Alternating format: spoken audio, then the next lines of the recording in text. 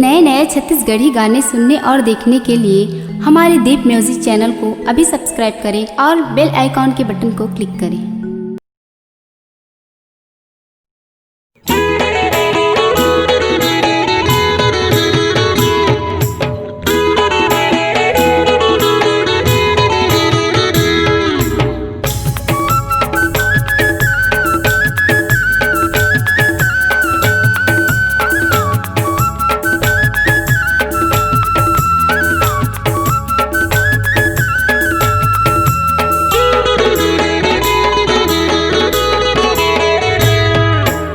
जावतस कहाँ बन ठन लगा के रानी तनमा अगन।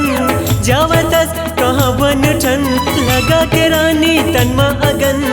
पियन दे तोर आँखें के मदिरा, पियन दे तोर आँखें के मदिरा, आज न समझू मन दे। तोर गोरी गुलाबी गाल है मोल चुमन दे। तोर गोरी गुलाबी गाल है मोल चुमन दे।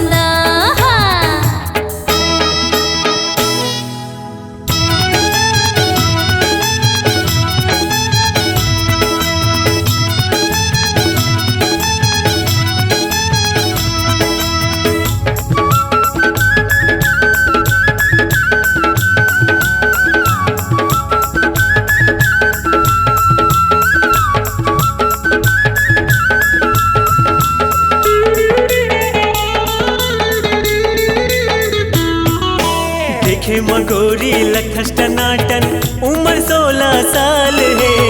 आए है गजब के जवानी, चौने देखे परेशान है। अरे हट न परहा, देख के मोला चंदा ल जाथे, ऐसे है मोर सुखनाई रे।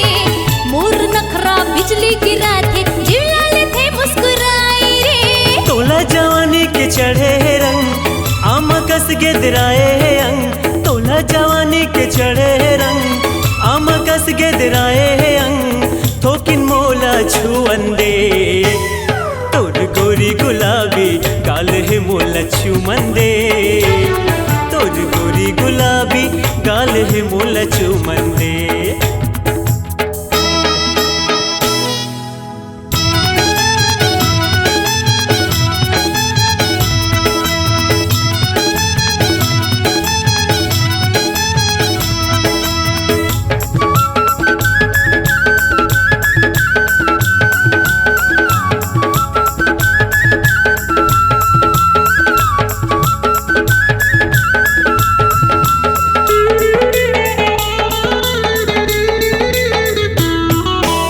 समरे रही थस हीरोइन बरोबर करके 16 सिंगार रे।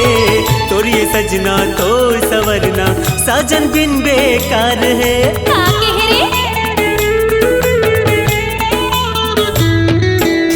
मोर पीछू छोड़ दीवाना, जाको नो दूसर लछेक ले। नदिया के पानी में मुँह धो के आ जा रे, दर्पण में सूरत ला देख ले।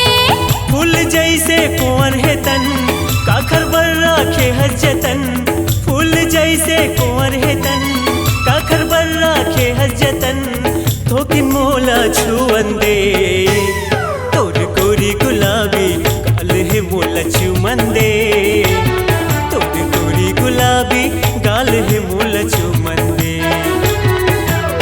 जावतस कहाँ बन ठन लगा के रानी तनमा अगन। जावतस कहाँ बन ठन लगा के रानी तनमा अगन। पियन दे तोर आँखें के मदिरा, पियन दे तोर आँखें के मदिरा, आज न समझू मन दे।